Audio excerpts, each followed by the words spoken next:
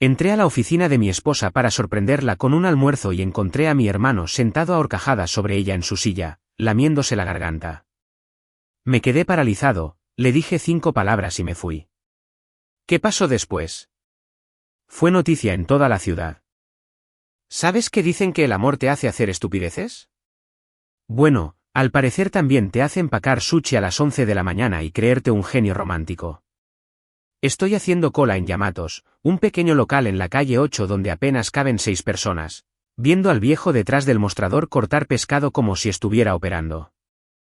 A Mira le encantan sus rollos de dragón, siempre habla de lo equilibrada que está la salsa de anguila o algo así.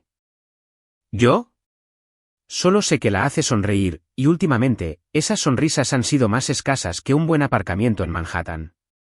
El problema es que últimamente no he visto mucho a mi esposa.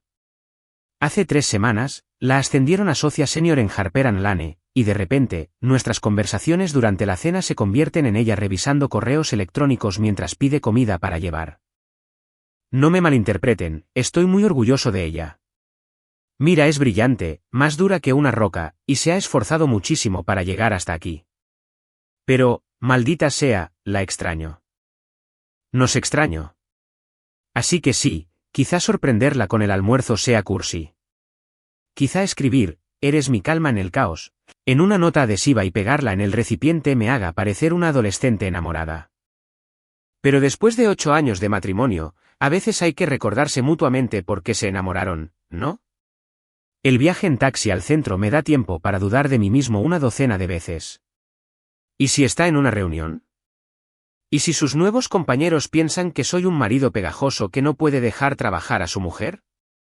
¿Y si está demasiado ocupada y termino haciendo el ridículo en su elegante oficina con una bolsa de sushi? Pero luego pienso en el fin de semana pasado, en cómo se quedó dormida en mi hombro viendo una serie de Netflix y en lo tranquila que se veía, en cómo murmuró algo sobre extrañar la vida normal en Estados Unidos mientras dormía. Eso tiene que contar para algo. El edificio de Harper & Lane es una de esas torres de cristal que te hacen sentir pequeño con solo mirarlo. El vestíbulo huele a café caro y a ambición. He estado aquí antes, en fiestas de empresa, alguna que otra comida, pero hoy se siente diferente. Quizás sea por los nervios, o quizás porque empiezo a darme cuenta de cuánto se ha expandido el mundo de Mira, mientras que el mío se ha mantenido prácticamente igual. El viaje en ascensor al piso 14 se me hace interminable. Estoy ensayando lo que le diré cuando la vea. Algo casual, algo que no llame la atención, un marido desesperado buscando atención. Quizás solo un, oye, guapa, pensé que tendrías hambre, con esa sonrisa que la hacía reír. Su secretaria no está en el escritorio cuando llego a la sección de Mira. Probablemente ella misma esté almorzando. Todo el lugar está más silencioso de lo habitual, solo se oye el zumbido del aire acondicionado y el sonido lejano de alguien escribiendo. La oficina de Mira está al final del pasillo, la de la esquina con la vista que tanto le entusiasmó cuando ascendió. Las puertas se entreabrieron lo justo para ver un trocito de su escritorio y su silla. Estoy a punto de tocar cuando la oigo reír. No su risa educada de trabajo, sino la de verdad, esa ronca y desprevenida que normalmente me reserva. Mi mano se congela a medio camino de la puerta. No debería mirar. Sé que no debería. Pero algo en esa risa, algo desconocido e íntimo, me hace inclinarme hacia adelante lo justo para mirar por la abertura. Y ahí es cuando todo mi mundo se tambalea. Ahí está mi esposa, Mira Harper, la mujer que he amado desde la universidad, sentada en ese costoso sillón de cuero del que estaba tan orgullosa. Su blusa blanca, la que le lavé hasta arriba esta mañana mientras se quejaba de su horario, está arremangada hasta la cintura. Tiene la cabeza echada hacia atrás, los ojos cerrados y los labios entreabiertos, como antes solo para mí. Y ahorcajada sobre ella, con las manos enredadas en su pelo oscuro y la camisa abierta como si no se molestara en quitársela bien, está mi hermano Brady. Mi hermano menor, el chico dorado, el que nunca se ha enfrentado a un desafío que no haya podido superar con su encanto ni a una habitación que no pueda conquistar con solo entrar. Se mueven juntos como si ya lo hubieran hecho antes, como si conocieran el ritmo del otro. Sus piernas lo rodean por la cintura, sus dedos lo agarran por los hombros, y se besan como si el mundo fuera a acabarse si se detienen. No puedo respirar. No puedo moverme. Estoy ahí parado como un mirón, agarrando una bolsa de sushi que de repente parece pesar 1000 libras. Mi cerebro sigue intentando procesar lo que veo, sigue intentando encontrar una explicación inocente, pero no la hay. No es un error ni un momento de debilidad. Es deliberado. Esto es práctica. Son mi esposa y mi hermano, y ahí, Mira abre los ojos. Por una fracción de segundo, nos miramos fijamente a través de la rendija de la puerta. Espero la sorpresa, la culpa, alguna señal de que está horrorizada de que los haya pillado. En cambio, sonríe. Sonríe de verdad, como si estuviera realmente feliz de verme. Brady sigue su mirada, girándose para mirar por encima del hombro. Cuando me ve, no se levanta de golpe ni se muestra avergonzado. Simplemente me dedica una sonrisita, la misma que me ha dedicado desde niños cada vez que cogía algo mío. Debería decir algo. Debería gritarles, tirarles el sushi o exigirles una explicación. En cambio, me oigo decir 5 palabras, completamente tranquilo. No te levantes. Ya terminé. Luego me doy la vuelta y me voy, dejándolos exactamente como los encontré. Uno pensaría que después de pillar a tu mujer acostándose con tu hermano en su oficina, perderías la cabeza. Gritarías. Golpearías las paredes. Lanzar cosas. Algo dramático que coincidiera con la magnitud de lo que acababa de pasar. Pero no hice nada de eso. Acabo de caminar 5 kilómetros desde el centro hasta nuestro apartamento en Brooklyn Heights, cargando con ese maldito sushi como un idiota. El calor del verano era brutal. Uno de esos días pegajosos de julio donde el asfalto reluce y casi se puede sentir el sabor del escape. Mi camisa estaba empapada al llegar al puente de Brooklyn, con el sudor mezclado con lo que fuera que salía de mí. ¿Podrían haber sido lágrimas? Probablemente sí. Pero seguí caminando. La gente me observaba cuando llegué a nuestro barrio. Un tipo con traje, empapado en sudor, cargando una bolsa de comida para llevar como si le fuera la vida en ello. Debí de parecer completamente trastornado. Menos mal que lo noté. El apartamento me impactó como una bofetada al abrir la puerta. Todo estaba exactamente igual que cuando me fui esa mañana, pero de alguna manera todo se sentía diferente. Contaminado. Su taza de café seguía en el fregadero después del desayuno. Su esterilla de yoga estaba enrollada en el rincón donde la había dejado después de su rutina matutina. Ese estúpido cojín que insistió en comprar, el que tiene bordado "Hogares donde está el corazón", estaba allí, burlándose de mí desde el sofá. Todo el lugar olía a su perfume. Esas cosas caras que usa, Chanel o algo así, que cuestan más de lo que la mayoría gasta en comida al mes. Me hacía sentir afortunada, como si volviera a casa y encontrara algo precioso. Ahora me dio náuseas. Me senté en nuestra cama, mi cama, supongo, todavía con el sushi en la mano, intentando averiguar qué demonios debía hacer. ¿Llamas a alguien cuando pasa esto? ¿A quién llamas? ¿A tu mejor amigo? ¿A tus padres? ¿A la policía? No hay manual para. Mi esposa y mi hermano tienen una aventura, y estoy casi seguro de que acabo de sufrir una crisis nerviosa. Fue entonces cuando sus cosas empezaron a afectarme de verdad. Su joyero en la cómoda, repleto de pendientes y collares que le había regalado a lo largo de los años, fotos de la boda en la mesita de noche, riéndonos en la fiesta de una amiga, con aspecto de tenerlo todo resuelto. Su lado del armario, repleto de esos elegantes trajes de negocios que la hacían parecer poderosa e intocable. ¿Cuánto tiempo llevaba pasando esto? ¿Semanas? ¿Meses? Empecé a repasar recuerdos recientes, buscando pistas que se me habían escapado. Todas esas noches en la oficina. Los viajes de trabajo de fin de semana que parecían multiplicarse tras su ascenso. La forma en que empezó a mirar su teléfono constantemente, siempre con esa sonrisita que no pude descifrar. Y Brady. Dios mío, Brady. Mi hermano pequeño, a quien prácticamente crié después de que papá se fuera. El niño al que enseñé a montar en bicicleta, le ayudé con las tareas y me escabullí de los problemas más de las que puedo contar. Últimamente venía más, a cenar, a pasar el rato mientras Mira y yo veíamos películas. Pensé que por fin estaba creciendo y que quería pasar tiempo con la familia. Resultó que solo estaba echando un vistazo a mi esposa. Sobre las 6, vibró mi teléfono. Mensaje de Mira. ¿Podemos hablar? Esto no lo cambia todo. Me quedé mirando ese mensaje durante unos 10 minutos. ¿Esto no lo cambia todo? ¿Qué clase de tontería delirante fue esa? La acababa de ver frotándose contra mi hermano en la silla de su oficina, y pensó que podríamos hablarlo como si fuera un pequeño desacuerdo sobre los planes para cenar. No respondí. ¿Qué se suponía que debía decir? Claro, cariño. Tomémonos un café y hablemos de cómo te has estado acostando con mi hermano a mis espaldas. Brady nunca envió un mensaje. Ni esa noche ni al día siguiente. Nunca. Pero ese era el estilo de Brady. No le daba explicaciones a nadie. Simplemente tomó lo que quería y esperó que los demás se encargaran de ello. Su silencio lo decía todo. No lo lamentaba. No se sentía culpable. Era Brady, simplemente Brady, y si tenía algún problema, era mi responsabilidad resolverlo. ¿Lo más patético? De todas formas, seguía mirando mi teléfono, esperando algún mensaje suyo. Quizás no una disculpa, pero al menos un reconocimiento de que había arruinado a nuestra familia. Nada. 2 días después, por fin llamé a mamá. ¡Qué error! Ay, cariño, dijo después de contarle lo sucedido, y ya notaba la decepción en su voz. No en ellos. En mí. Quizás tú y Mira no eran tan felices como creían. Brady siempre ha sido el más asertivo, ¿sabes? Asertivo.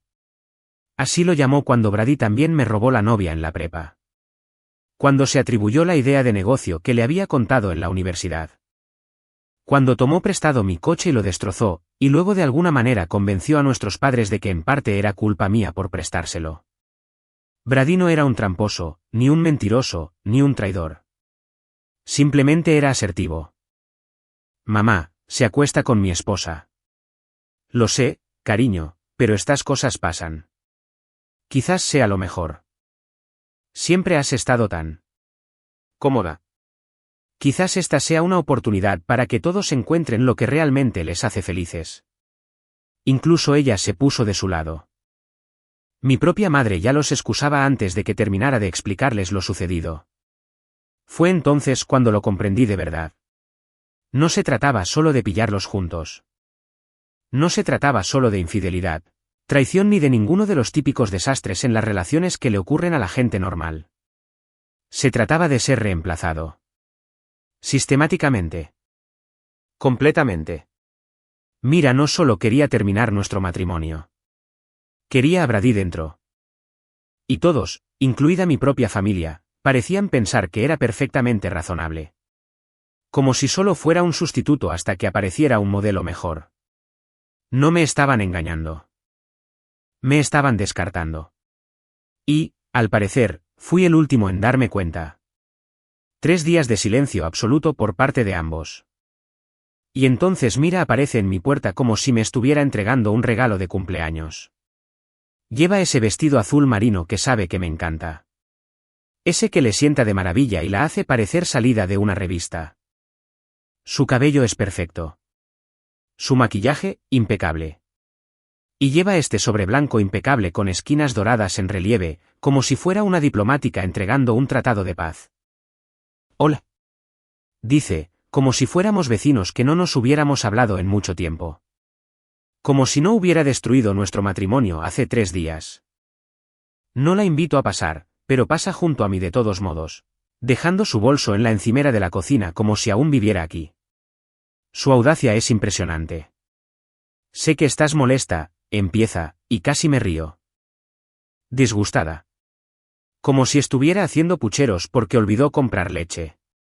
Pero creo que podemos manejar esto como adultos. No hay necesidad de complicarnos esto. Me pasa el sobre por el mostrador. Tiene las uñas impecables.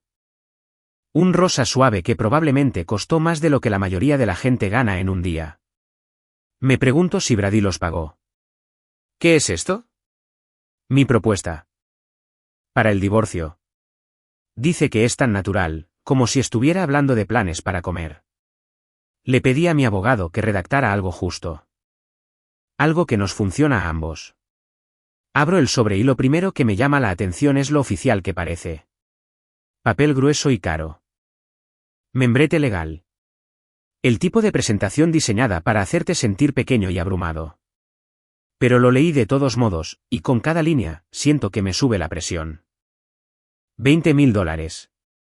Eso es lo que valen para ella 8 años de matrimonio. $20.000 y una palmadita en la cabeza. No tengo derecho al apartamento en el que vivimos durante 5 años. El que la ayudé a elegir. El que pinté todas las paredes y arreglé todo lo roto. Al parecer, está a su nombre a efectos fiscales, algo que recuerdo vagamente haber aceptado porque confiaba en ella y pensaba que las parejas casadas debían ser un equipo. No me responsabilizo del negocio de diseño que construimos juntos.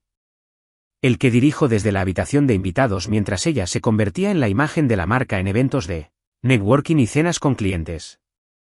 En la que yo hago todo el trabajo mientras ella se lleva todo el crédito, al parecer, toda la propiedad legal.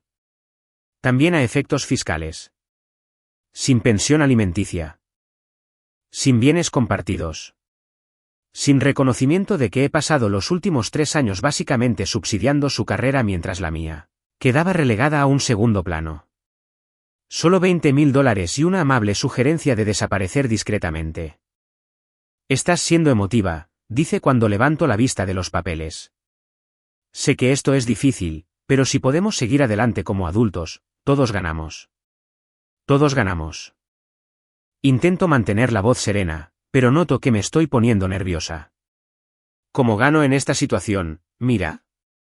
Suspira como si me estuviera poniendo difícil. Tienes un nuevo comienzo. Sin condiciones. Puedes reconstruirlo como quieras.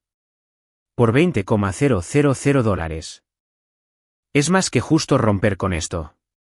Y, sinceramente, David, ambos sabemos que este matrimonio lleva tiempo sin funcionar. Esto solo acelera las cosas. La forma en que dice mi nombre, como si le hablara a un niño que no entiende de razones, me dan ganas de devolverle los papeles. Pero no lo hago. Porque de repente veo toda la situación con claridad por primera vez desde que entré en su oficina. Esto no es una oferta de acuerdo. Es una compra.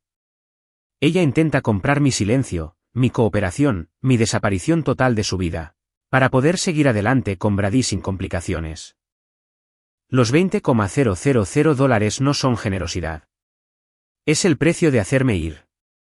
Necesito pensarlo, le digo. No hay nada que pensar. Es sencillo. Dije que necesito pensarlo. Algo se refleja en su rostro. Irritación, tal vez, o impaciencia. Por un instante, la máscara se desliza y veo a la mujer que se acostaba con mi hermano hace 3 días. Frío. Calculador. Terminé conmigo. Bien, dice ella, agarrando su bolso. Pero David, no alargues esto. No lo hagas más difícil de lo necesario. Después de que se va, me quedo en la cocina mirando esos papeles durante 1 hora. Luego llamo a Karima Doyle. Karima ha sido mi abogada desde que empecé el negocio, cuando solo trabajaba como freelance y trataba de entender los códigos tributarios. Es muy aguda, no aguanta las tonterías de nadie y tiene esa forma de desmentir las tonterías que siempre he apreciado.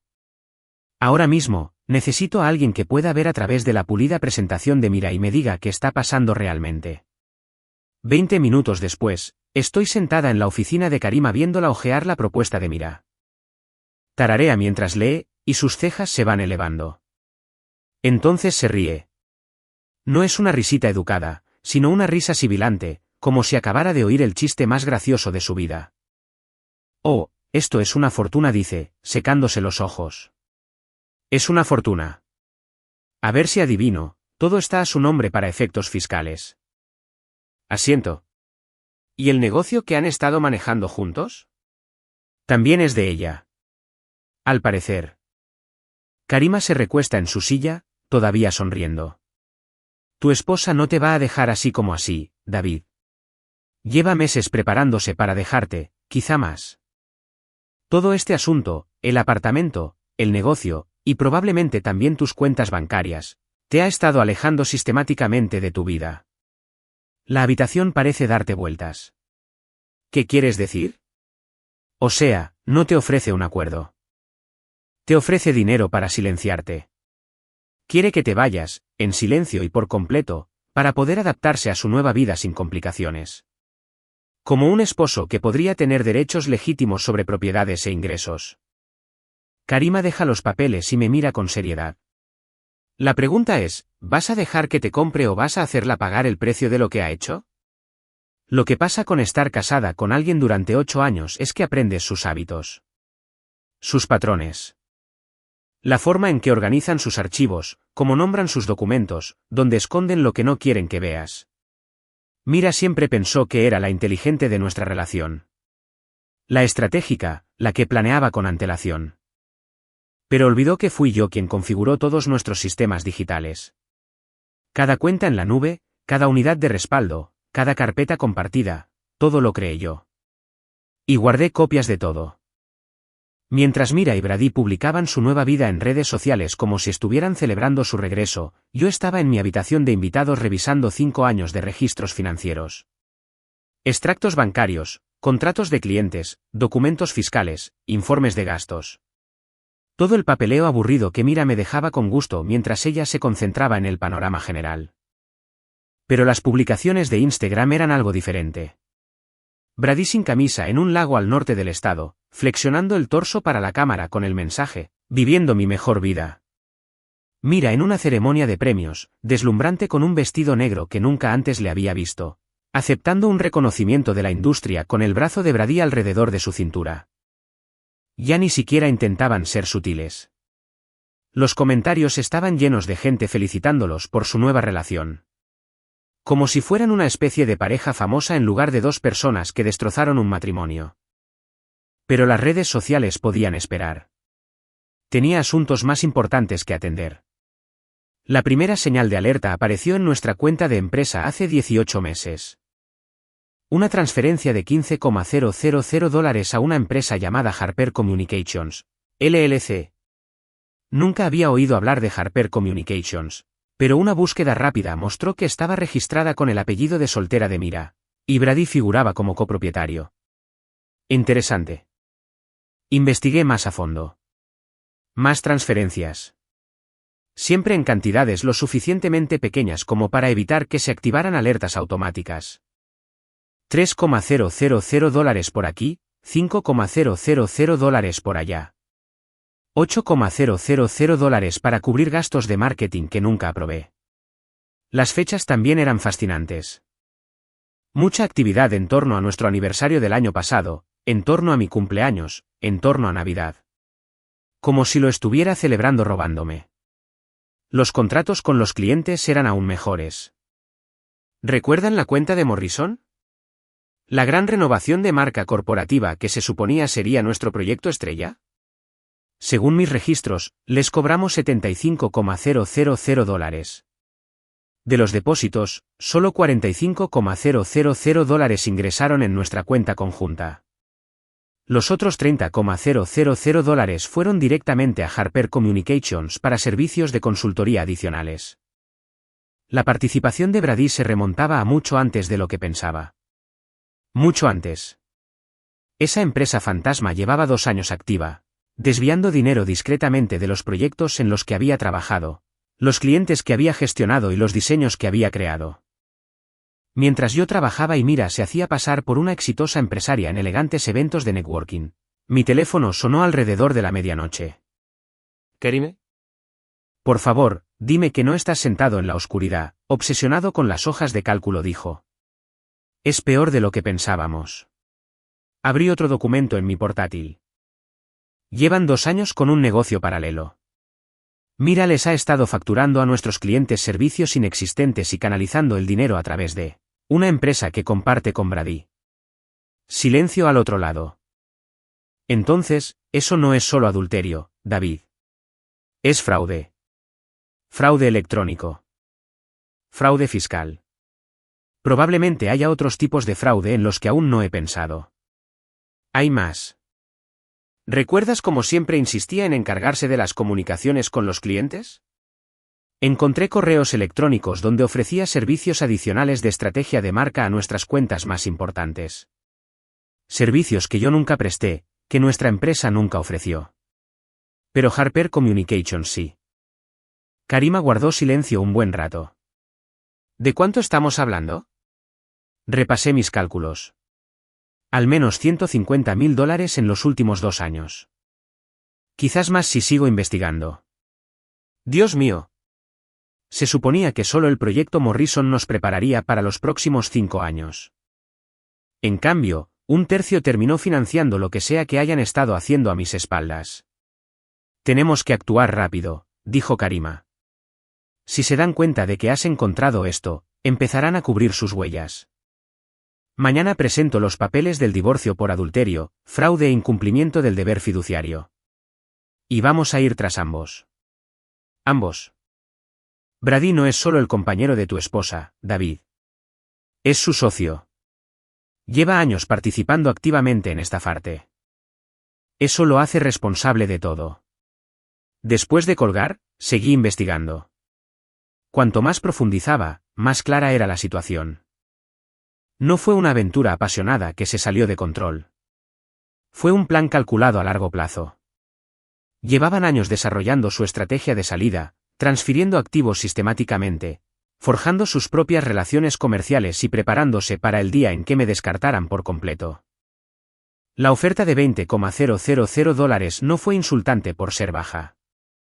Fue insultante porque pensaron que era demasiado tonto como para darme cuenta de que ya me habían robado esa cantidad. Encontré más pruebas de su planificación. Tarjetas de crédito conjuntas que desconocía. Un contrato de arrendamiento de un apartamento en Manhattan firmado por ambos hacía 6 meses. Licencias comerciales y declaraciones de impuestos que pintaban la imagen de una pareja que vivía como si estuvieran casados mientras yo seguía comprando regalos de aniversario y planeando sorpresas románticas. Pero lo más aterrador no era el dinero, sino lo metódicos que habían sido. Cada transferencia se documentaba cuidadosamente como un gasto comercial legítimo. Cada dólar robado se escondía tras terminología corporativa y facturación profesional. Si no hubiera sido yo quien llevaba la contabilidad, nunca lo habría descubierto. Llevaban años planeando despedirme, y casi se salen con la suya. Pero lo que pasa con ser subestimada toda la vida es que la gente olvida que estás prestando atención. Olvidan que ser callada no significa ser tonta y que ser amable no significa ser débil. ¿Mira quería manejar esto como adulta? Bien. Veamos qué tan adulta se sintió cuando el FBI empezó a interrogarla sobre sus prácticas comerciales. Para cuando salió el sol, tenía una carpeta de 8 centímetros de grosor y una estrategia que enorgullecería a Karima. Si querían jugar duro, estaba listo para arriesgarme. Los papeles del divorcio les cayeron encima como un tren de carga un martes por la mañana. Lo sé porque la asistente legal de Karima los entregó en mano en la oficina de Mira exactamente a las 9:47, justo en medio de su reunión semanal de personal. Profesional, público y completamente humillante. Justo como me había humillado. Al mediodía, Mira golpeaba la puerta de mi apartamento como si intentara tirarla abajo. «Abre, Debbie». Su voz era estridente, presa del pánico. Nada que ver con la mujer tranquila y controlada que me había ofrecido 20.000 y una palmadita en la cabeza. «Tenemos que hablar ya». Me tomé mi tiempo para responder, me preparé un café primero, revisé mi correo electrónico, quizá leí algunos titulares. La dejé ahí fuera, en el pasillo, donde los vecinos podían oírla perder la cabeza. Cuando por fin abrí la puerta, me empujó como si fuera la dueña del lugar. Tenía un aspecto fatal. Su cabello, normalmente perfecto, estaba despeinado y el maquillaje corrido bajo los ojos. El traje azul marino que llevaba, probablemente el mismo que usaba para cautivar a los clientes mientras me robaba, estaba arrugado como si lo hubiera estado tirando. «No puedes hacerme esto», susurró, agitando los papeles legales frente a mi cara. «Lo arruinarás todo». «¿Qué hice ya?» «No te hagas el tonto». «Las acusaciones de fraude, lo del negocio. Sabes que todo eso es consultoría legítima. Lo haces parecer como si te hubiera robado». La audacia fue impresionante. Incluso pillada con las manos en la masa, seguía intentando manipularme. intentando hacerme sentir como si yo fuera la irrazonable. $150.000, mira. Eso es lo que tú y Brady les robaron a nuestros clientes con su pequeño negocio secundario. ¿Quieres explicarme cómo es eso legítimo? Se puso pálida. No entiendes cómo funcionan los negocios. A veces hay que entenderlo. ¿A veces tienes que hacer qué? ¿Cometer fraude? ¿Robarle a tu marido? ¿Acostarte con tu cuñado en la oficina mientras te ayuda a malversar dinero? Entonces empezó a llorar, pero no eran lágrimas de verdad. Eran las lágrimas calculadas que usaba cuando quería algo. Cuando intentaba librarse de una multa de aparcamiento o convencer a un cliente de que aumentara su presupuesto. Lágrimas de cocodrilo diseñadas para hacerme sentir culpable por responsabilizarla. Estás destruyendo mi carrera por un asunto personal, sollozó. Mis compañeros están haciendo preguntas. Mis clientes se están retirando. Me estás arruinando la vida porque estás herido. Ya lo hiciste. Eso detuvo el llanto falso al instante. Por un instante, vi a la verdadera Mira. La mujer fría y calculadora que llevaba años planeando mi caída. La máscara se deslizó lo justo para que viera lo que había debajo, y no era bonito. Bien, dijo, bajando la voz a ese tono mortalmente bajo que recordaba de nuestras peores peleas. Pero te hundirás conmigo. ¿Crees que alguien te va a contratar después de esto? ¿Crees que puedes destruirme y salir indemne? Ya veremos. Se fue sin decir una palabra más, dando un portazo tan fuerte que hizo temblar las paredes. Pero ese día no había terminado con las visitas. Brady llegó alrededor de las 6, con aspecto de preferir estar en cualquier otro lugar. Había perdido peso, probablemente el estrés, o quizá la culpa finalmente lo estaba pasando factura. Su habitual arrogancia había desaparecido, reemplazada por algo que parecía casi nerviosismo. Tenemos que hablar, tío, dijo, sin mirarme a los ojos. ¿De verdad? Mira, sé que estás cabreado. Lo entiendo. Pero esto de los abogados, el fraude, se está saliendo de control. No era nada personal. Lo miré fijamente un buen rato. Mi hermano pequeño, el tipo que prácticamente crié, al que saqué de más apuros de los que podía contar, parado en mi puerta diciéndome que acostarse con mi esposa y robarme el dinero no era personal. No era personal, repetí lentamente. Ya sabes a qué me refiero. Simplemente pasó. Las cosas se complicaron y... Lo convertiste en algo personal en cuanto te bajaste los pantalones en la oficina de mi esposa.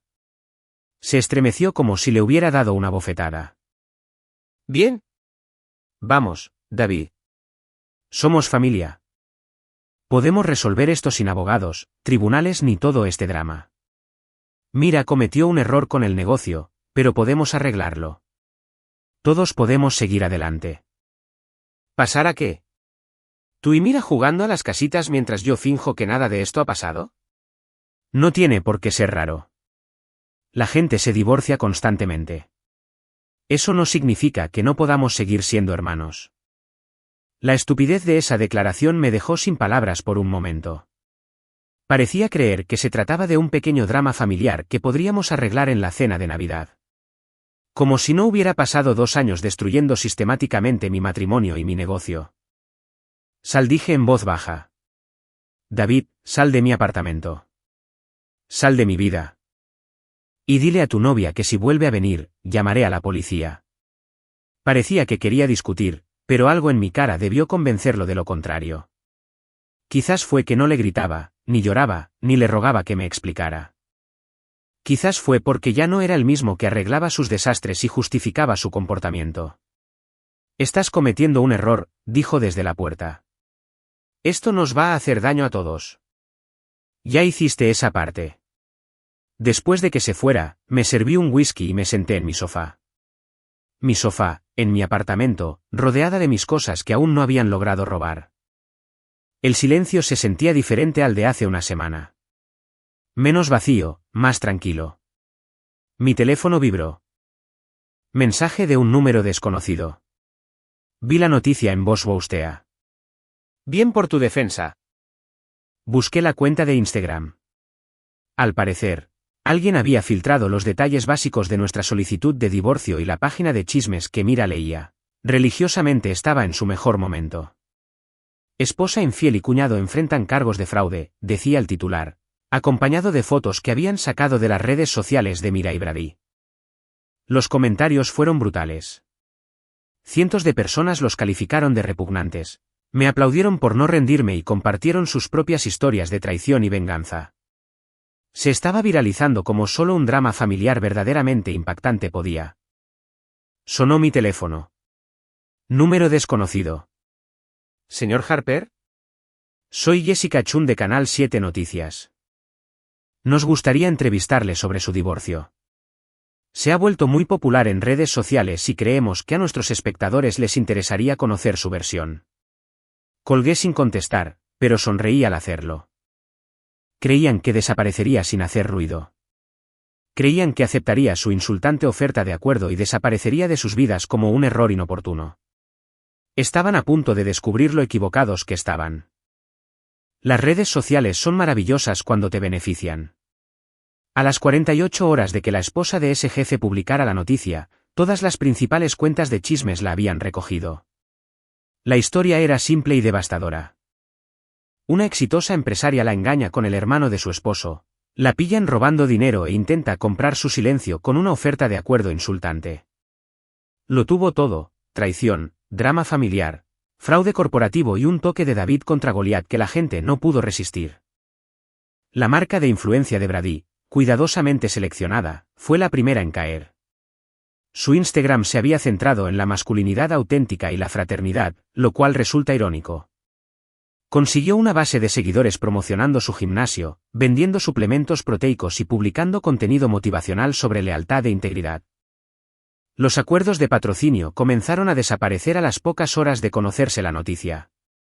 Nutrimax lo despidió primero, publicando una declaración corporativa sobre la alineación de valores y la integridad de la marca. Después, Fitgear retiró sus códigos de afiliado. Al final de la semana, incluso la tienda de suplementos local que lo había estado mostrando en sus anuncios retiró discretamente sus fotos de su escaparate. Su número de seguidores se desplomaba. Los comentarios en sus publicaciones eran brutales, miles de personas lo llamaban serpiente, rompehogares y estafador. Los pocos seguidores que le quedaban estaban siendo silenciados por un ejército de desconocidos que se habían puesto de mi lado en este lío. Cada selfie sin camiseta en el gimnasio ahora venía acompañado de comentarios como: «¡Qué abdominales tan buenos! ¡Qué lástima que no puedas ejercitar tu moral! ¿Y sabe tu hermano que estás usando su membresía del gimnasio?». Pero el verdadero daño estaba ocurriendo fuera de Internet. El gimnasio de Brady, Iron Brotherhood, que había abierto hacía 2 años con un dinero que ahora parecía sospechosamente oportuno, estaba perdiendo socios rápidamente. Resulta que la gente no quería recibir consejos de fitness de alguien que había traicionado a su propia familia. El estacionamiento, que antes estaba lleno, ahora parecía bastante vacío. La situación de Mira era aún más dramática. Harper y Lane era una de esas firmas de lujo donde la reputación lo era todo. Y de repente, su nueva socia principal fue noticia de primera plana por las razones equivocadas. Sus colegas empezaron a tratarla como si tuviera la peste. Las reuniones con clientes se reprogramaron misteriosamente. Su secretaria, la que solía venerar el suelo que pisaba, empezó a darle respuestas monótonas y a evitar el contacto visual. Las cartas anónimas empezaron a llegar a su oficina el jueves. Alguien había tomado capturas de pantalla de los documentos legales y se los estaba enviando a sus clientes más importantes con notas como: «Pensé que deberías saber con quién estás trabajando realmente». Impreso profesionalmente, perfectamente legal y absolutamente devastador. El grupo Morrison, esa gran cuenta corporativa que la había impulsado en su carrera, canceló su contrato por $60.000 en futuras facturas, y desapareció. Su director ejecutivo envió un correo electrónico cortés para solicitar una representación que se ajustara mejor a nuestros valores corporativos. Pero todos sabían lo que realmente significaba. No querían que se les asociara con una mujer que había defraudado a su propio marido. Le siguieron más clientes. La cadena de restaurantes que planeaba una renovación de marca importante. La startup tecnológica que se lanzaría en otoño. incluso la organización sin fines de lucro que la había contratado para su campaña de recaudación de fondos. La noticia corre rápido en los círculos corporativos, sobre todo cuando se trata de escándalos sexuales y fraude financiero. Mi teléfono no paraba de sonar con solicitudes de entrevistas. Canal 7, Canal 4, algunos podcasts llamados Vitrad y Vitraes, y al menos 3 productores de documentales diferentes que querían adquirir los derechos de mi historia. Todavía no hablaba con ninguno de ellos, pero guardaba sus números. Las ofertas se volvían cada día más interesantes. La llamada más sorprendente llegó el viernes por la tarde. Mi padre. Papá siempre había sido el gran defensor de Brady. Desde niños, siempre fue así, Brady es tan carismático y tiene tanto potencial, y solo necesita encontrar su camino. Cuando Brady se equivocaba, lo cual ocurría a menudo, papá ponía excusas. Cuando yo tenía éxito, era lo esperado. Brady era el favorito, y todos lo sabían. Debe. Su voz era ronca, insegura. He estado viendo las noticias. Sí. Quiero que sepas que, pase lo que pase con este asunto legal, tienes que luchar por lo que te pertenece. Casi se me cae el teléfono. ¿Qué? Tu hermano. Hizo una pausa y se aclaró la garganta. Lo que hizo estuvo mal. Lo que ambos hicieron. No me importa lo encantador que sea ni su potencial. No se traiciona así a la familia. Fue la primera vez en mi vida que recuerdo que mi padre se puso de mi lado en vez del de Brady. Debería haber sido una reivindicación, pero sobre todo fue triste. ¿Dónde estaba ese apoyo cuando yo era niño? Cuando Brady se atribuía el mérito de mis logros, o me robaba a mis novias, o convencía a todos de que sus problemas eran, de alguna manera, culpa mía. Gracias, papá. Lo digo en serio. No te rindas. No dejes que te presionen. La atención de los medios se estaba convirtiendo en algo más grande que los chismes locales. Un periodista del Wall Street Journal llamó preguntando sobre fraude corporativo y empresas familiares. Alguien de 60 Minutos dejó un mensaje de voz con una historia que aborda problemas más amplios sobre la confianza y la traición en la América moderna. Karima estaba recibiendo llamadas de otros abogados que querían usar nuestro caso como precedente para situaciones similares. Al parecer, la combinación de adulterio y fraude corporativo que involucraba a familiares estaba sentando precedentes legales interesantes que podrían afectar la gestión de las sociedades comerciales y los bienes matrimoniales en el futuro. Te estás convirtiendo en un símbolo, me dijo mientras tomábamos un café. El tipo que no se dejó vencer sin más. El esposo que se defendió. Hay mucha gente que se ve reflejada en tu historia. Esa noche, recibí un mensaje que hizo que todo valiera la pena. Era de un desconocido, un hombre de Ohio cuya esposa lo había dejado por su mejor amigo e intentaba conservar el negocio que habían construido juntos. Vi tu historia en línea, escribió. Presenté mis documentos ayer. Gracias por mostrarme que era posible defenderse. Luego, otra de una mujer de Texas cuya hermana había estado malversando fondos del restaurante familiar. Y otra de un hombre cuyo socio llevaba años robándole clientes. La gente observaba. Tomaba notas. Aprendía que no era necesario desaparecer en silencio cuando alguien intentaba borrarte de tu vida. Mira y Brady pensaron que podrían descartarme sin consecuencias. Creyeron que su encanto y sus conexiones los protegerían. Que me escabullí, avergonzado y derrotado. En cambio, crearon un monstruo. No un monstruo furioso y violento. Algo peor. Un monstruo paciente y metódico con representación legal y un público cada vez mayor de personas que ansiaban justicia. Su cuento de hadas perfecto se desmoronaba en tiempo real, y el mundo entero observaba.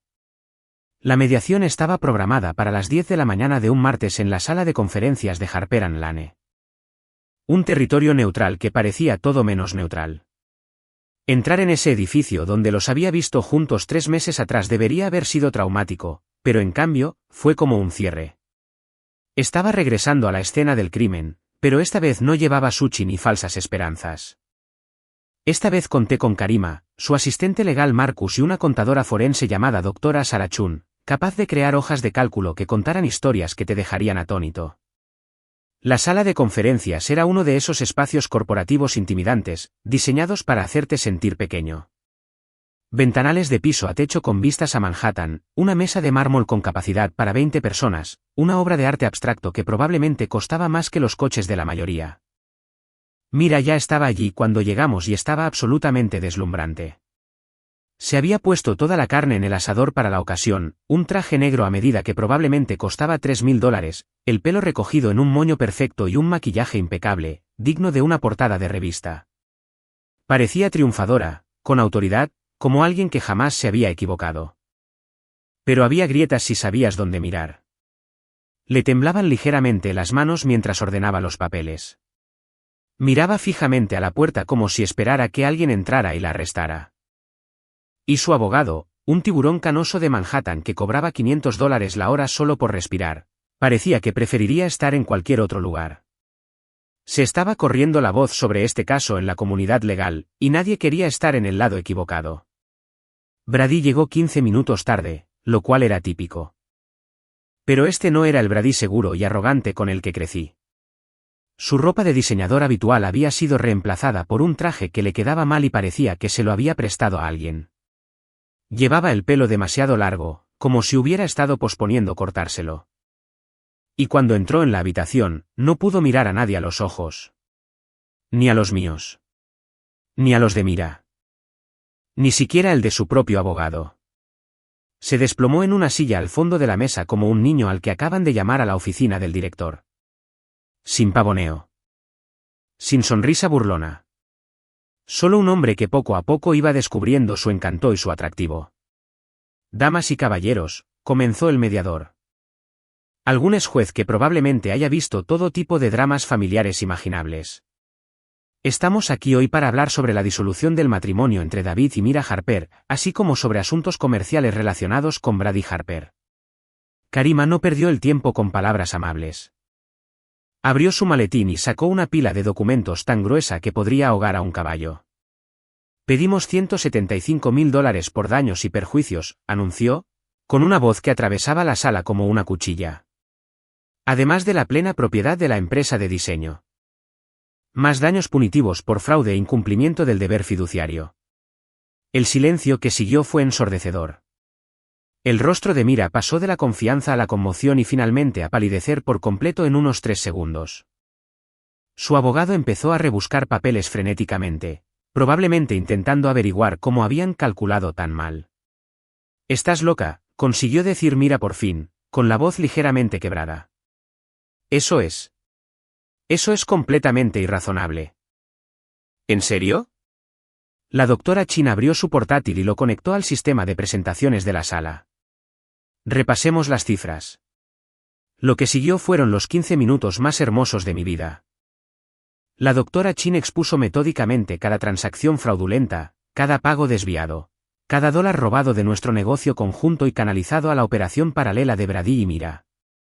Tenía tablas, gráficos y cronogramas que presentaban un panorama tan claro que incluso el abogado de Brady empezó a tomar notas. La cuenta de Morrison por sí sola representa $30,000 en fondos desviados, explicó la doctora Chin, resaltando las entradas en una enorme hoja de cálculo. El proyecto del grupo Peterson, $22,000. La campaña de Rodríguez, $18,000. Este patrón de facturación fraudulenta y desvío de pagos se remonta a 27 meses. Mira intentó interrumpir varias veces, pero el Dr. Chin siguió hablando, revisando diapositiva tras diapositiva de evidencia. Transferencias bancarias, comunicaciones por correo electrónico, facturas de clientes que no coincidían con los registros de depósito, todo presentado con la fría precisión de las matemáticas. El robo total documentado asciende a $147,312, concluyó el Dr. Chin. Eso sin contar el valor comercial destruido por estas prácticas fraudulentas ni el daño a la reputación profesional del señor Harper. El abogado de Brady se inclinó y le susurró algo urgente al oído. Brady negó con la cabeza y luego le susurró algo. Entonces hizo algo que nunca le había visto hacer en su vida. Se levantó y salió. Sin dramatismo, sin grandes gestos. Se apartó de la mesa, murmuró algo sobre que necesitaba aire y salió de la sala. A través de las paredes de cristal de la sala de conferencias, lo vi caminar hacia los ascensores, pulsar el botón y desaparecer. Su abogado se quedó allí sentado un momento, con aspecto completamente desconcertado, luego empacó su maletín y lo siguió. Bueno, dijo el mediador tras una pausa incómoda. Supongo que el señor Brady Harper ya no participa en este proceso. Mira miraba fijamente la puerta cerrada como si no pudiera creer lo que acababa de pasar. Su pareja ideal, su cómplice, el hombre por el que había echado a perder su matrimonio, la acababa de abandonar en medio de la batalla legal más importante de su vida. Mira, dijo su abogado en voz baja, tenemos que hablar de nuestras opciones. No, dije, hablando por primera vez desde que nos sentamos, me deshice de tus mentiras. Las palabras quedaron flotando en el aire como un desafío. Mira se giró para mirarme de verdad, por primera vez desde que empezó todo este lío. Y por un instante, vi algo que podría haber sido arrepentimiento en su rostro. David, se acabó, dijo Karima, recogiendo nuestros papeles. Nuestra oferta sigue en pie, 175.000. La plena propiedad del negocio y un reconocimiento público de la irregularidad. Tienes 48 horas para responder. Al salir de la sala de conferencias, sentí algo que no había experimentado en meses, poder. No la insignificante satisfacción de la venganza, sino la profunda y sólida confianza que surge al saber que finalmente luchas por ti mismo en lugar de intentar salvar a quienes no quieren ser salvados. Mira estaba sentada sola en esa sala de mármol y cristal, rodeada de abogados que no podían arreglar lo que ella había roto y abandonado por el hombre que había elegido antes que yo. Justo donde ella se había metido. La victoria legal era solo el principio. Durante los siguientes 6 meses, vi cómo las vidas cuidadosamente construidas de Mira y Brady se derrumbaban como un castillo de naipes en medio de un huracán, y, sinceramente, ya ni siquiera intentaba destruirlas activamente. Ellos mismos lo estaban haciendo de forma espectacular. Brady desapareció primero. Tras salir de esa mediación, prácticamente desapareció de las redes sociales, lo que para un influencer es como un suicidio profesional. Su gimnasio, Iron Brotherhood, duró 2 meses más antes de que el propietario cambiara las cerraduras. Resulta que cuando pierdes los contratos de patrocinio y la membresía a la vez, es bastante difícil pagar la renta de un local comercial en Brooklyn. Las pocas personas que aún seguían sus cuentas pudieron presenciar el desastre a cámara lenta. Publicaciones sobre contratiempos temporales y una reconstrucción más sólida que consiguieron quizás una docena de me gusta en lugar de los miles habituales. Vídeos grabados en lugares cada vez más ruinosos. Primero su apartamento, luego lo que parecía el sótano de un amigo, y luego nada. Silencio total. Me enteré por los rumores familiares de que se había mudado de nuevo con nuestros padres en Albany. Nuestra madre, que había sido tan comprensiva con su comportamiento asertivo, aparentemente estaba menos contenta de tener a su hijo de 32 años viviendo en su habitación de invitados mientras esquivaba a cobradores de deudas y socios enojados. La caída de Mira fue más pública y de alguna manera, más satisfactoria. Harper y Lane no la despidieron de inmediato. Eso habría sido demasiado obvio, demasiado arriesgado legalmente. En cambio, hicieron algo mucho peor. La volvieron irrelevante. Sus casos fueron reasignados a otros socios. Su oficina se trasladó a un espacio más pequeño en una planta baja. Las reuniones con clientes dejaron de incluirla. Pasó de ser una estrella en ascenso a persona non grata en unas 6 semanas. La investigación de mala conducta financiera no benefició su caso. Cuando el Colegio de Abogados del Estado comenzó a interrogar sobre los fondos y las prácticas comerciales de sus clientes, Harper y Lane decidieron que ella representaba más una carga que un activo. Le dieron la opción de renunciar, buscar otras oportunidades o enfrentarse a un despido muy público. Optó por renunciar, lo que al menos le permitió conservar su licencia para ejercer la abogacía. Empezar de nuevo a mediados de sus 30 resultó ser más difícil de lo que esperaba. La comunidad legal en Nueva York es más pequeña de lo que se cree, y corren rumores sobre abogados involucrados en investigaciones de fraude. El trabajo de consultoría independiente que encontró le pagaba una fracción de lo que ganaba en el bufete. Mientras tanto, yo me estaba reconstruyendo de maneras que jamás imaginé posibles. El acuerdo me proporcionó el capital que necesitaba para reiniciar el negocio de diseño con éxito. Nuevo nombre, nueva ubicación, todo nuevo. Second Floor Design operaba desde un loft reformado en Brooklyn, y por primera vez en años estaba haciendo un trabajo que realmente me entusiasmaba. La invitación al podcast surgió de la nada. Vitradan Rebuilding buscaba invitados que hubieran convertido desastres personales en historias de éxito. El episodio que grabamos, El hombre que no desaparecía, tuvo más de 500.000 de descargas en el primer mes. Surgieron más oportunidades. Charlas en grupos de hombres y conferencias de negocios. Un perfil en la revista Entrepreneur sobre cómo convertir la traición en éxito empresarial. Las empresas empezaron a contactarme específicamente porque habían escuchado mi historia y querían trabajar con alguien que comprendiera el valor de la integridad. No me pasó desapercibida la ironía. Mira y Brady habían intentado borrarme de mi vida, hacerme desaparecer para que pudieran seguir adelante sin complicaciones. En cambio, me convertirían en exactamente el tipo de persona que siempre tuve el potencial de ser, pero que me había resultado demasiado cómoda. 6 meses después de sorprenderlos en esa silla de oficina, tenía más éxito, más confianza y más paz que en años. Ambos empezaban desde cero, lidiando con las consecuencias de decisiones que parecían tan inteligentes cuando las tomaban en secreto. No estaba apoyando su sufrimiento, no lo necesitaba. El karma se las arreglaba solo. La llamada llegó un martes por la noche, 8 meses después de que saliera de aquella sala de conferencias. Estaba en mi nueva oficina en Second Story Design, trabajando hasta tarde en una campaña para una startup tecnológica que me había contactado específicamente, tras escuchar mi entrevista en el podcast. El negocio prosperaba de una forma que jamás imaginé posible cuando yo hacía todo el trabajo y Mira se llevaba todo el crédito. David, su voz era apenas un susurro, frágil de una forma que nunca antes había escuchado.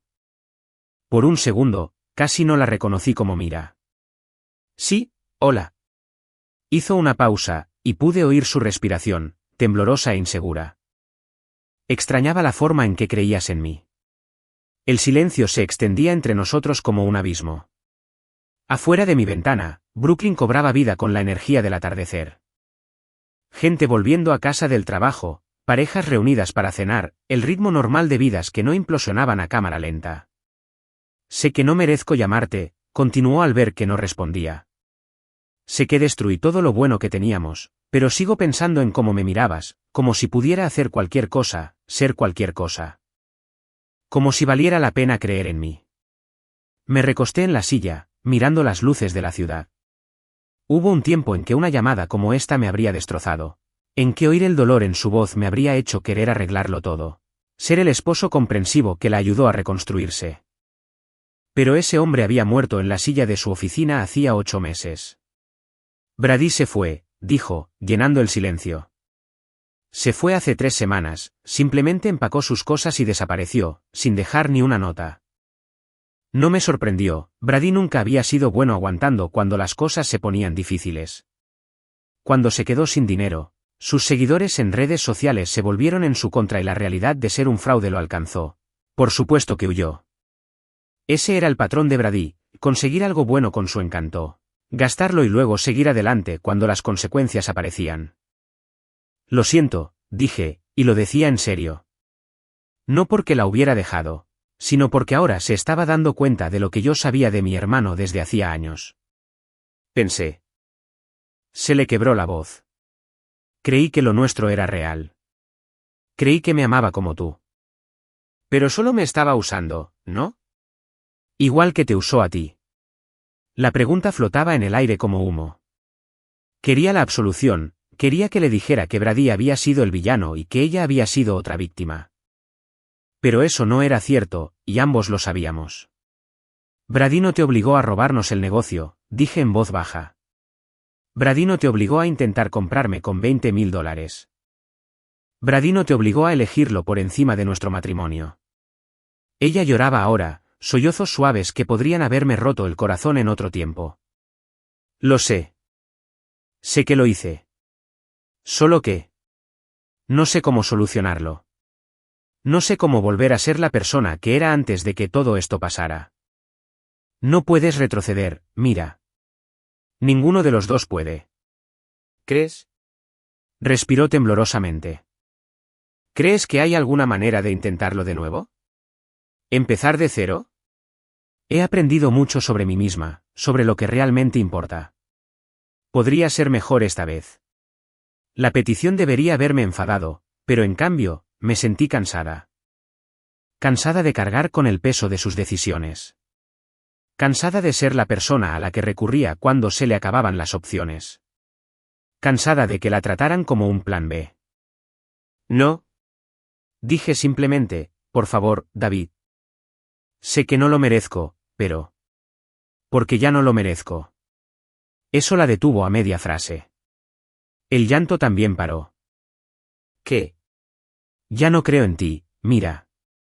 No creo en la persona que me mostraste cuando creías que no te prestaba atención. No creo en alguien que planeó mi destrucción durante años mientras yo compraba regalos de aniversario y preparaba almuerzos de sushi. El silencio se prolongó tanto que pensé que ya había colgado. Lo entiendo, susurró finalmente. Después de colgar, me quedé sentado en mi oficina un buen rato, contemplando la ciudad que se había convertido en mía, como nunca lo fue cuando me casé. La conversación debería haber sido un cierre, pero sobre todo fue como el final de un libro que había dejado de leer hacía meses. Brady la había dejado, como siempre lo había hecho cuando se volvía inoportuno. El chico dorado que se había abierto camino por la vida con encanto finalmente se había topado con un lío del que no podía salir con palabras, y su solución era la misma de siempre. Desaparecer y dejar que alguien más arreglara el daño. Habían sido perfectos el uno para el otro, de verdad. Dos personas que creían que podían tomar lo que quisieran sin consecuencias, que creían que su encanto y su belleza siempre serían suficientes para arreglar el desastre que dejaban atrás. Pero a las consecuencias no les importa el encanto, y algunas cosas, una vez rotas, no se arreglan con disculpas y promesas de mejorar. El centro comunitario de Queens olía a café y alfombra industrial, nada sofisticado. 23 chicos sentados en un círculo de sillas plegables, de edades comprendidas entre los 25 y los 50 y tantos, todos lidiando con alguna versión de la misma historia. Traición. Abandono. La lenta comprensión de que ser un buen hombre no te protege automáticamente de la gente mala. Este es David. Marcus, el facilitador del grupo, dijo mientras me levantaba, va a compartir su historia con nosotros esta noche. Llevo 6 meses hablando con grupos como este. Redes de apoyo para hombres, conferencias de negocios, incluso algunos campus universitarios donde jóvenes intentaban descubrir cómo manejar sus relaciones sin perderse a sí mismos. Cada vez contaba la misma historia, pero la sensación era diferente. Menos cruda, más educativa. Como si estuviera enseñando en lugar de sangrando. Hace un año, era el tipo que preparaba almuerzos de sushi para su esposa y pensaba que eso me hacía romántico. Empecé y obtuve algunas risas cómplices. Yo era el que dejaba que otros firmaran mi trabajo porque creía que ser generoso me hacía valioso. Era el que limpiaba los desastres ajenos y lo llamaba apoyo. Los rostros que me devolvían la mirada me resultaban familiares en su dolor. Estos eran hombres buenos de quienes se habían aprovechado personas de confianza. Hombres a quienes les habían dicho que su bondad era debilidad, que su lealtad era estupidez, que su disposición al sacrificio solo les permitía comportarse mal. Sorprendí a mi esposa en su oficina con mi hermano menor. Ni un beso, ni tomados de la mano, de lleno, con la ropa a medias. Esto lleva tiempo pasando, una traición. ¿Y sabes cuál fue mi primer instinto? Disculparme. Para preguntarme qué había hecho mal. Para averiguar cómo podía arreglarlo. Algunas cabezas asintieron. Habían pasado por eso. Pero lo que pasa con la traición es que no se trata de ti. Cuando alguien te roba, te miente, te reemplaza, eso refleja quiénes son, no quién eres tú. El problema no era que fuera demasiado amable, demasiado confiado ni nada por el estilo. El problema era que había pasado años inventando excusas para quienes no las merecían. Les conté sobre la oferta de acuerdo, sobre el descubrimiento del fraude, sobre mi decisión de luchar en lugar de desaparecer en silencio. Pero sobre todo hablé del momento en que me di cuenta de que ya no tenía que cargar con las decisiones de los demás. Pasé toda mi vida pensando que amar significaba absorber el caos ajeno. Que ser un buen esposo, un buen hermano, un buen hijo significaba justificar el mal comportamiento y arreglar los desastres que yo no causaba. Pensé que si era lo suficientemente paciente, leal y comprensivo, La gente acabaría apreciando lo que les ofrecía. Marcus se inclinó ligeramente hacia adelante. ¿Qué cambió? Dejé de intentar salvar a quienes no querían ser salvados. Dejé de disculparme por esperar decencia básica de las personas en mi vida. Dejé de tratar la traición como un problema que debía resolver en lugar de un límite que debía imponer. La sala estaba en silencio, con esa clase de atención concentrada que surge cuando uno reconoce su propia historia en las palabras de otro. Mi hermano se fue de la ciudad cuando las consecuencias lo alcanzaron. Mi exesposa perdió su carrera, su reputación, todo por lo que había trabajado. Mi madre todavía piensa que debería haber sido más comprensivo. ¿Y saben qué? No me arrepiento de nada. No soy responsable de arreglar sus vidas ni de controlar sus sentimientos sobre las decisiones que tomaron. Un hombre al fondo levantó la mano. ¿Cómo sabes la diferencia entre ser comprensivo y ser un felpudo? Apoyar es ayudar a alguien a crecer. Ser un felpudo es permitir que alguien siga roto mientras te rompe a ti también. El apoyo tiene límites. El apoyo espera reciprocidad. El apoyo no requiere que te entusiasmes para mantener a alguien más a gusto. Después de la reunión, varios chicos se acercaron para hablar en privado. Un profesor cuya esposa lo había engañado con el jefe de su departamento durante 2 años. Un pequeño empresario cuyo socio había estado malversando fondos mientras el dueño trabajaba 16 horas al día para mantenerlos a flote.